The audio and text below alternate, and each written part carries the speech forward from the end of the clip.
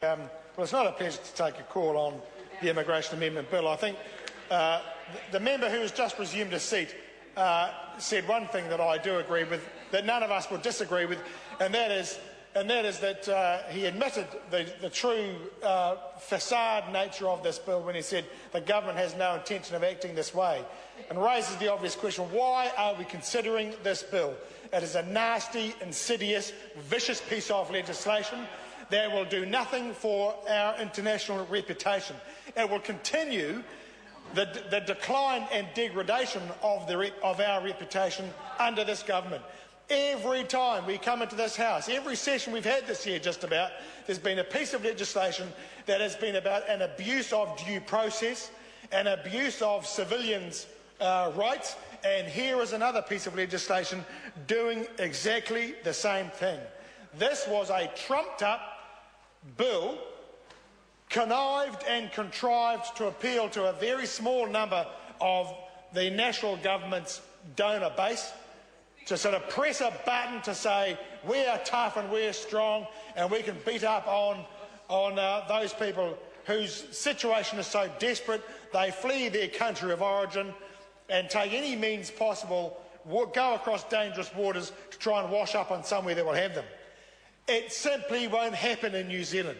There has never been a vessel of the type that has washed up in shores in Australia that has turned up here. They would not. The only vessel that has entered New Zealand waters unlawfully and thrown up its unwelcome passengers was the yacht Uvea, carrying the French spies that then sunk the Rainbow Warrior. That's about the only case. That's the only case we know of. That's the only case we know of.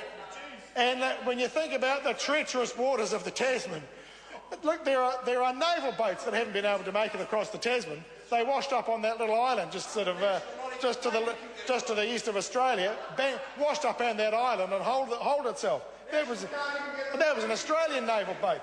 So how it is that those boats are going to wash up, Mr. Chairman, the clause that I am most concerned about, and that Simon Bridges ought to be deeply ashamed about, in this, cheering it on in this House, is clause 10.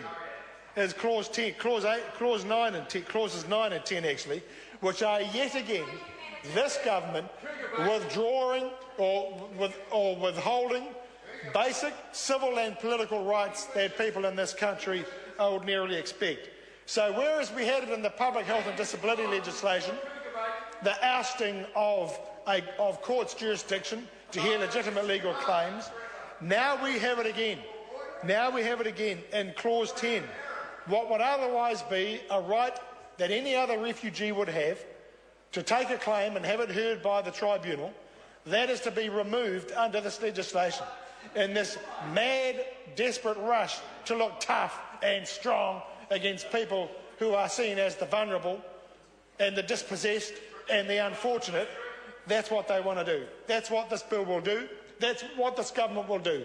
The reputation that this government is establishing as being in total contempt and disrespect of basic civil and political rights is continuing under this bill. They've done it before and they are doing it again in this bill. And that's the tragedy. That's how unfortunate it is, Mr. Chairman, and it is not good for this House or for this country. This House is a House of representatives, of representing all people of New Zealand, including those who come here in unfortunate circumstances, those who are refugees, those who are asylum seekers. And we, as a civilised nation, and as part of the comity of all nations around the world, we extend to all those who are here, whether they are citizens born here, whether they are residents, whether they come here without any nation status at all, we extend to them basic civil and political rights. That's what we do as a civilised nation.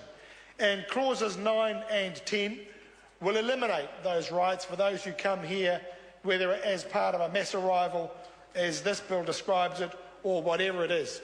And we should not be putting ourselves in that situation. This House should not be legislating in a way that removes and undermines well-established, internationally recognised civil and political rights to those who are refugees in whatever form they arrive here.